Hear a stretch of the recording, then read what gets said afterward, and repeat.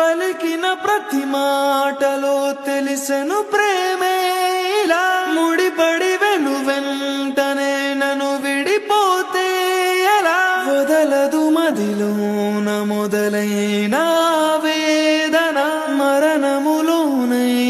లేదేమో ఈ యాతన దొరికిన వరమన్నది నా సొంతం కాదని తెలిసి మనసున ఉరిమినదే ఆ మేఘం కనులలో తడిసి ఎదసడి అడిగనే